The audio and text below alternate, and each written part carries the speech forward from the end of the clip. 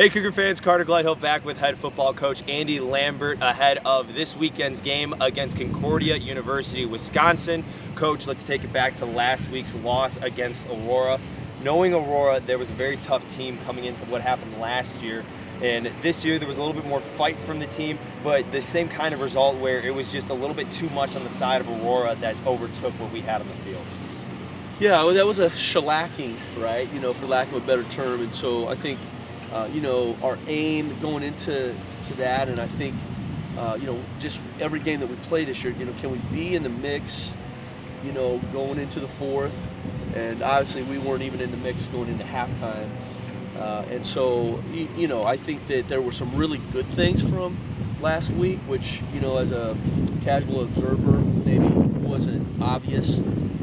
But then there are a lot of things that we've got to take care of, and we still have a long way to go, right? We still have a long journey ahead of us to reach the levels that the standard that Aurora set in the conference. And so a lot of particulars to that, but also a lot of just kind of general team dynamic and cultural things and that kind of thing. But, obviously I'm responsible for it, and, I've got to do a better job in those kind of games of preparing us and getting us to a spot where we perform better, right? So whatever the outcome was, we didn't perform at the level that we would have expected, and so that's on me.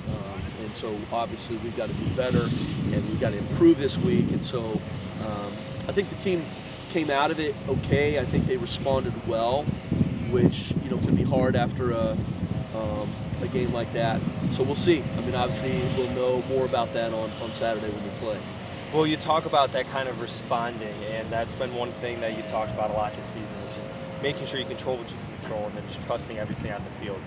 Going into halftime, you were shut out, and coming out of the half, you were able to get a nice drive going, and then there was an interception on the goal line. Aurora took back 100 yards. But then also, too, we saw Troy Prattley come into the game, and he actually had the only touchdown of the game for CUC, a nice 7-yard scamper to score.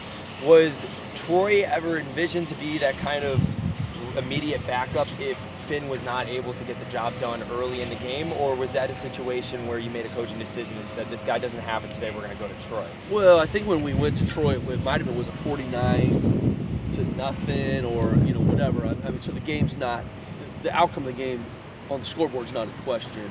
So that was the reason. I don't think it was, even as we interacted with Finn after the game and Troy, met with Troy on Tuesday morning individually. And so, yeah, it wasn't a situation where we're just like, oh, hey, we need to make a change. This was just like, hey, Troy is a great quarterback.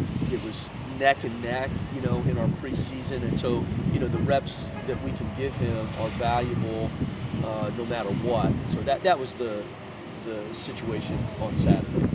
So is there now, after seeing the way how maybe Troy performed, do you think there's going to be maybe some packages to get him mixed in more offensively, or we might see a little bit more Troy Prattley going forward 1-2 with it? That's not the plan right now, no. So, we'll stay as we have it right now, and just see Troy had a great week of practice, and so did Finn. But the reps were the same as they have been, and as we go into the game,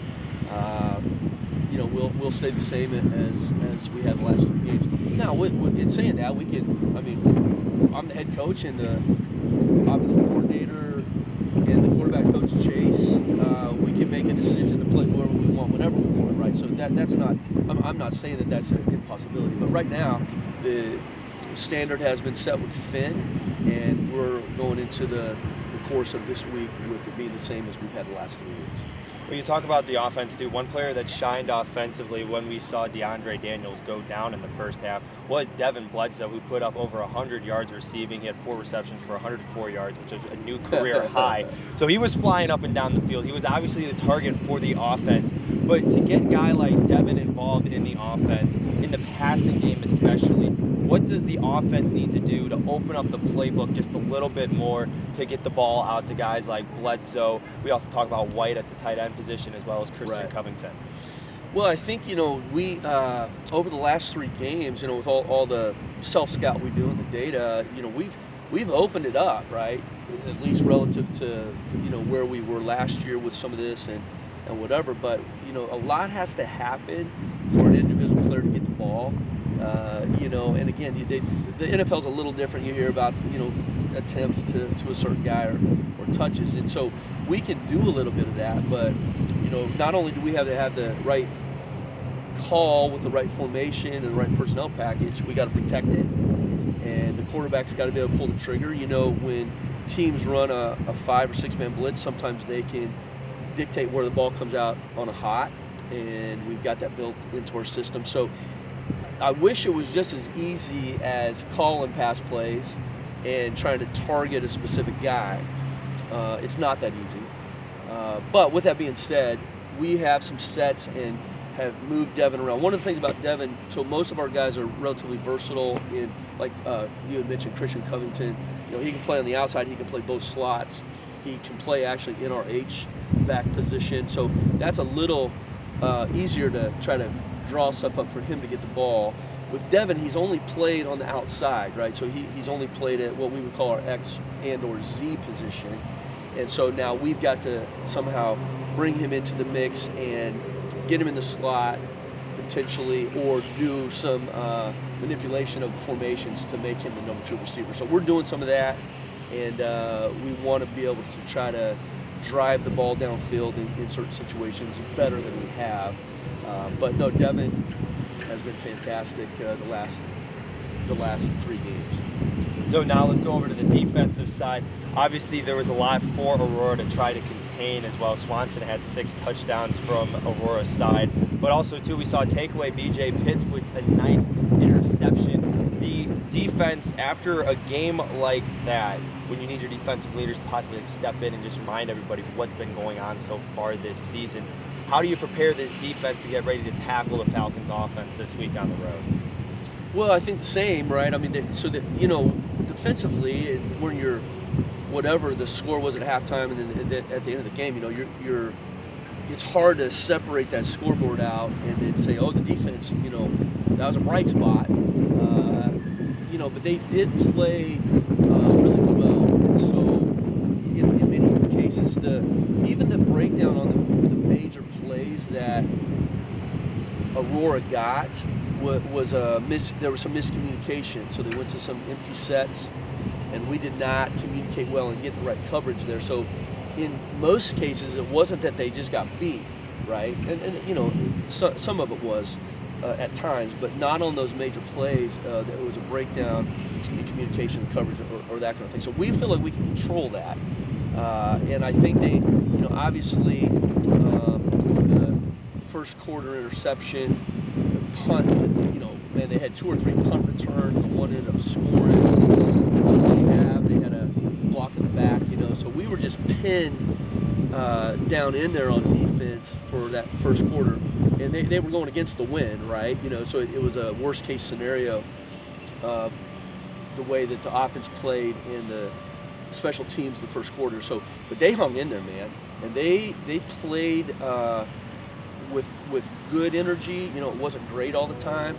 But we were just like, as much as you can be in a game like that, right? Pleased with the effort. The game plan was sound, and they really did a good job of, I think, at least initially, I think their quarterback had a little bit of a hard time adjusting. I mean, obviously he did adjust, but our defense, I think, it'll be a better matchup this week just based upon what their system is and what we want to do. But I think they're going to continue to play lights out. I think the sky's the limit for them, and I think we've only just sort of seen the tip of the iceberg of what they can do physically. Well, the defense looks to respond after their game against Aurora, and the Cougars look to get on the scoreboard a little bit more on the road against the Falcons as they get ready to head to Mequon this weekend on Saturday at 1 p.m. Coverage of that football game and everything CUC football can be found at cucougars.com. I'd like to thank Andy Lambert for joining me again for You're another welcome. Coaches Weekly, and I look forward to our next week's pleasure. conversation. We got some fall weather today, and I need some pants on and maybe a winter coat. So thanks for your time. Yep, no problem. Hey, go Cougars. We'll see you next week.